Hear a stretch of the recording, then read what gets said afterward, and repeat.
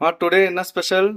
இன்றைய ஸ்பெஷல் மீன் குழம்பு. கத்திரிக்காய் மாங்காய் போட்டு மீன் குழம்பு வைக்க போறோம். அதுக்கு எடுத்திருக்கிற மீன் வந்து கிழங்கா மீன், சங்கரா மீன் எடுத்திருக்கோம். கிழங்கா மீனும் இருக்கு, சங்கரா மீனும் இருக்கு. ரெண்டு மீனும் கலந்து. ஏன் ரெண்டு மீனும் கலந்து போட்டிருக்க? கலந்து வச்சு ரெண்டுமே தனித்தனியா வச்சாலும் சூப்பரா இருக்கும். கலந்து போட்டா இன்னும் சுவையா இருக்கும். மீனுங்க எல்லாமே கலந்து வச்சா அது டேஸ்ட் தனியா இருக்கும். தேவையான பொருட்கள்மா: தக்காளி, கருவேப்பிலை, வெங்காயம், மாங்காய், கொத்தமல்லி, பூண்டு, புளி, கத்திரிக்காய். சரி, ஆரம்பிச்சிடலாமா? இப்போ அடுப்பை பற்ற வைக்க போறோம்.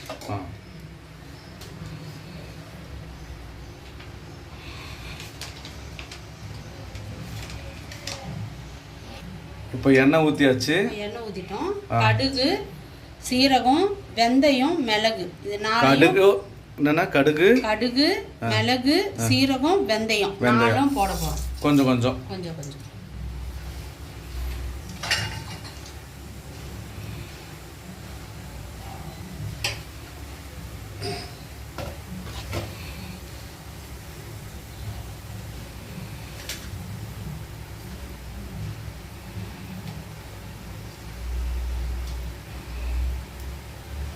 போட்டுட்டு கொஞ்ச நேரம் ஆகணுமா?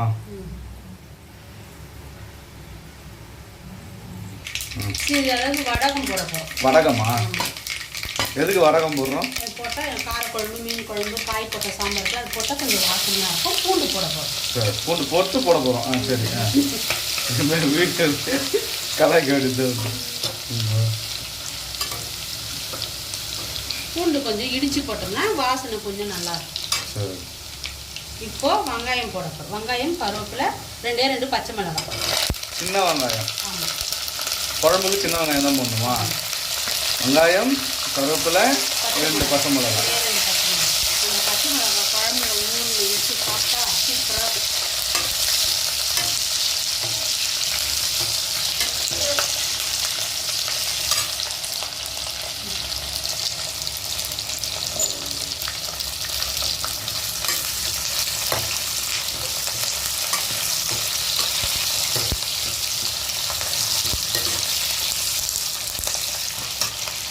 கொஞ்சமாக உப்பு போட போகிறோம். வெங்காயம் வதங்கிறதுக்கு கொஞ்சமாக சால்ட், உப்பு.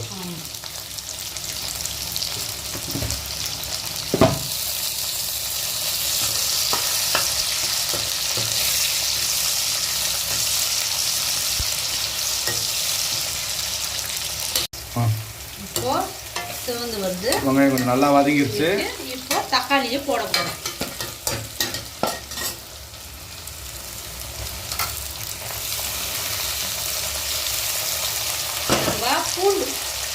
பூண்டை உரிக்கணும்னா கையில் உரிக்கணும்.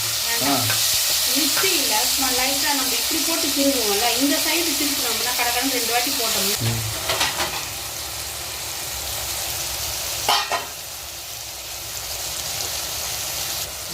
கிளறிட்டு இப்போ கொஞ்சம் தட்டி போட்டு மூடணும்னா கொஞ்சம் சீக்கிரமாக வதங்கும்.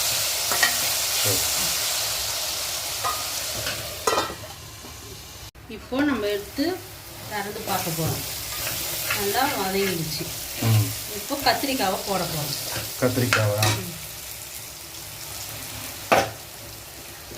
இந்த மாதிரி குண்டு குண்டாக அரிஞ்சு வச்சுக்கணும். கத்திரிக்காய்னா குண்டாக தானே இருக்கும். நீட்டிட்டு கட் பண்ணுறோம். மீன் குழம்புக்கு இதுக்கெல்லாம் வந்து இது போட்டால் தான் நல்லாயிருக்கும்.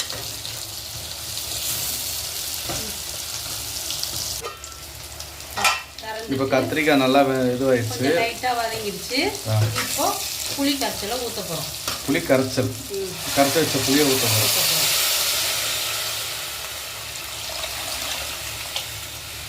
புளியை வந்து கரைச்சி வச்சுக்கணுமா? ஆமாம், அந்த நான் காமிச்சல அந்த புளியை வந்து கரைச்சி வச்சுக்கணும். லெமன் சைஸ் அளவுக்கு புளியை வந்து கரைச்சி வச்சுக்கணும். சைஸ் இல்லை, கொஞ்சம் பெருசாக. சரி, மீனுக்கு ஏற்ற புளி போடணும். அதுதான் நல்ல குழம்பு நல்லாயிருக்கும். இப்போ போட்டுட்டோம். மஞ்சத்தூள் போட போகிறோம். சிறிதளவு மஞ்சத்தூள்,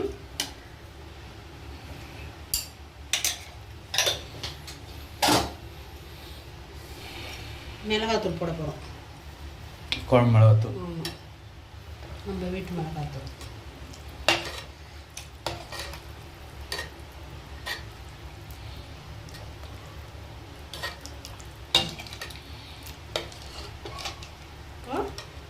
கொஞ்சமாக தான் இது போட்டோம் உப்பு, இன்னும் கொஞ்சம் போட போகிறோம்.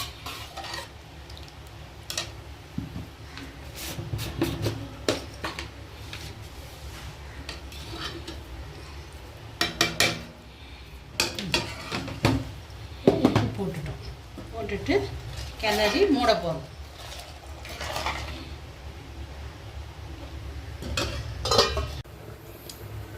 இப்போ திறக்க போகிறோம். நல்லா ஒரு 10 நிமிஷம் காலை கொதிக்க விடணுமா? கொதிக்க விட்டு இப்போ மாங்காவையும் இந்த கொத்தமல்லி தழையும் போட போகிறோம்.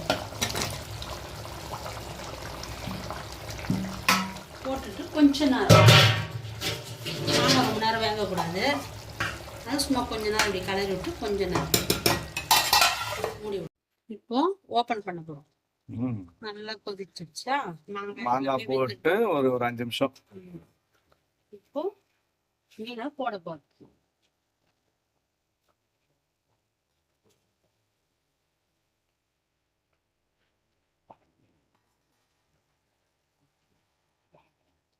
முதல்ல தலையெல்லாம் போட்டணும்.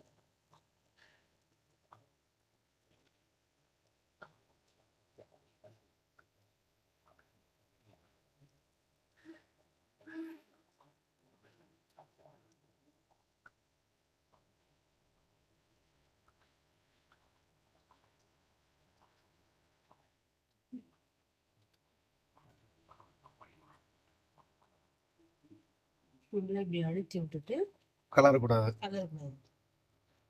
அப்படியே கொஞ்ச நேரம் அப்படியே தட்டு போட்டு மூடி சும்மா ஒரு கொதி வந்தோடனே இறக்கணும். ரொம்ப மீன் வேகக்கூடாது. இப்போ ஓப்பன் பண்ண போகுது. இப்போ மீன் போட்டு ஒரு 5 நிமிஷம் ஆகுதுமா? ஆமாம், அவ்வளோதான். அவ்வளோதான். அப்படியே ஆஃப் பண்ணுறது. மீன் வந்து ரொம்ப கொதிச்சிச்சுன்னா புண்டு போயிடும், நல்லா இருக்காது. ஓகே. கறி நல்லா வேகணும், மீனும் வேகக்கூடாது. அதான் வித்தியாசம். ஓ, சிக்கன் வேகணும், மீன் வேகக்கூடாது. அதாவது சொல்லுவாங்க ஆயா, மீன் வெந்தா கெட்டுடும், கறி வேவலைன்னா கெட்டுடும். சரி, ஓகே. மீன் குழம்பு முடித்தோடனே கொஞ்சோண்டு கொத்தமல்லியை கட் பண்ணி போட்டிங்கன்னா வேறு லெவலில் இருக்கும். வீட்டில் ட்ரை பண்ணிட்டு எப்படி இருக்குன்னு சொல்லுங்கள்.